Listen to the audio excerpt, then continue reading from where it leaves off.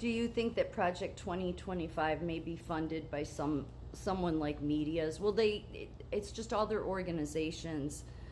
First of all, have been around a long time, and it's bringing in, it's all bringing in your fellows, your universities, your Claremont Institute.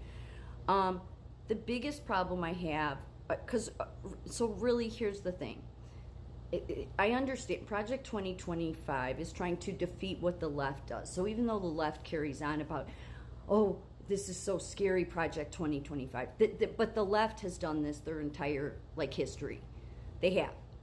So that's the reason you get your Project 2025 then, is that they think that they're going to counterbalance what the left has done, because the left really has brought in their transgender religion, and they say it's not a religion, but it really is, but they bring it under the heels of science, okay? But really it's a religion, it's a cult, it just is. So their way to counterbalance that is we need to go back to biblical values. Okay, so they don't understand, and neither does the left. And here's the simplest answer of how you fix all of it, is you get rid of HHS, you get rid of Department of Ed, you get rid of all of it. Wipe the whole damn slate clean of all of them and go back to what our founders wanted, was limited government to almost no government. Because then you don't get all these lobbyists, and you don't get all these activists that are trying to push all their stuff. Because it's no, this is the way it is. Now, the problem, in my opinion, how you get to the point where surgeons are cutting body parts off of children under the name of transgenderism, or kids being put on hormones, is because of activists on the left that are, cultural Marxists, okay? But Project 2025's ideas of how to fix that is they're very misguided. They are. So they're not any better. It's not the way to tackle this. Just get rid of the agencies, and then we don't have these problems. But I don't think that Project 2025 is much different than what the left does. They're just doing it on the right. So I don't support it. If the most of the conservatives in this country want to support it, then don't expect to fix this country. Don't, because that's not the way you tackle this. So some of their, first of all, their advisory board is who's going to be doing the training and this mandate for leadership. Why do you have to have a mandate for leadership? So this is wanting to train people to think like they do. I don't want to think like the Claremont Institute or the Heritage Foundation. I want to think on my own. Yeah, too bad if Charlie Kirk wants everybody to donate to Claremont Institute. He's misguided. All of them are. All of them are misguided. They're the same thing because they're in the Washington Beltway to begin with.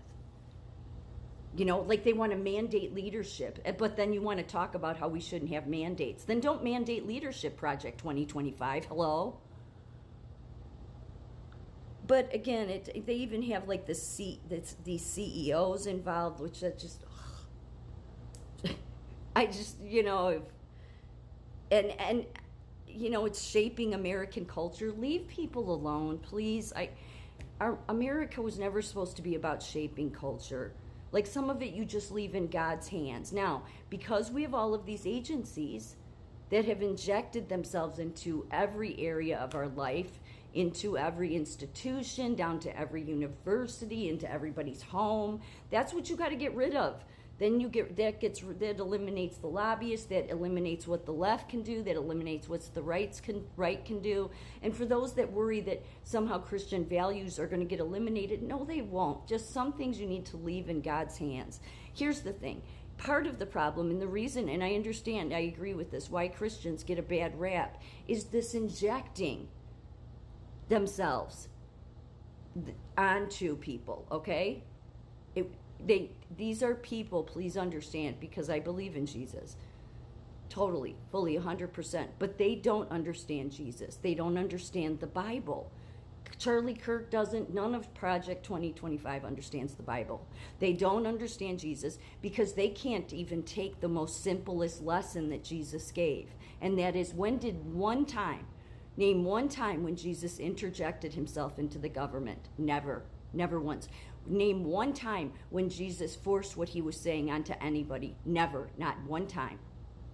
So when you get people like Project 2025 wanting to shape culture because they think that's the answer to the left and how they're trying to shape culture, then what you get is a bunch of control freaks that are not the best people to be in charge of how to fix America. Because it's just not right. So, like they have American Accountability Foundation, Alabama Policy Institute, American Legislative Exchange Council, which says America's largest nonpartisan organization of state legislators dedicated to the principles of limited government, free markets, and federalism. You're not about limited government because you don't even want to get rid of most of the agencies that are in Washington. Like they can't even think beyond and go back to the original Constitution because I don't think they want to. They don't.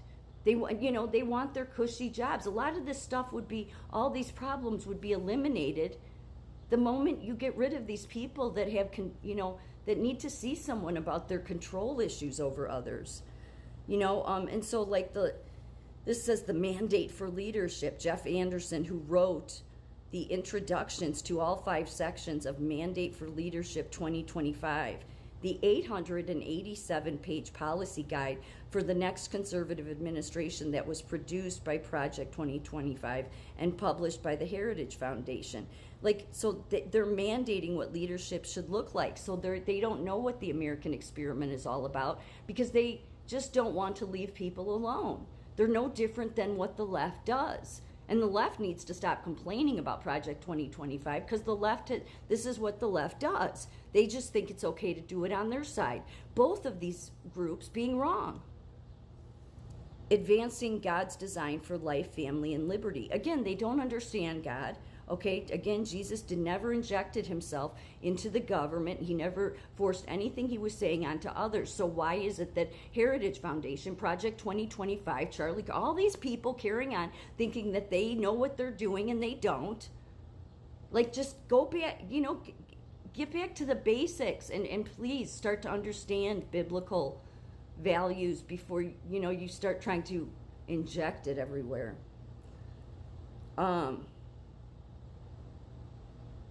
Yeah, it's just, there's a whole bunch of these advisory boards, and the advisory boards, they will be doing the training. So I don't like that at all. They don't need to be. It's a bunch of fellows, and then you have one of these people who's one of these advisory boards. That's David Oliver Sacks. Okay, well he was the founder, or he was the COO for the product leader of PayPal, and he was in a venture fund with Facebook, Uber, SpaceX. He gave $50,000 to Mitt Romney's campaign in 2012, and he gave $70,000 to Clinton's campaign in 2016. So that's somebody that's on one of those advisory boards. So they're all the same. It's the same thing the left does, but the right's doing it. So quite frankly, I'll yell and scream and carry on, and will I get anywhere? Probably not, because people will continue to think, no, these people know best. The Center for Equal Opportunity knows best, and they don't. They don't understand the Constitution, and they don't understand God. So those are the worst things to have heading up anything, because quite frankly, we don't need to have any of these problems with ideology trying to shape the culture. If we would get rid of not only the Department of Ed, HHS, CDC, if you get rid of HHS, then you get rid of CDC and all the rest of it. And then there's other agencies there in the federal government too. Then the federal government, then you don't need to have all these lobbyists trying to shape culture and trying to shape Americans. Leave people alone. You people on the left, leave people alone. And you people in Project 2025, leave people alone. All of you, please go do some reflecting, because you don't understand the American experiment at all.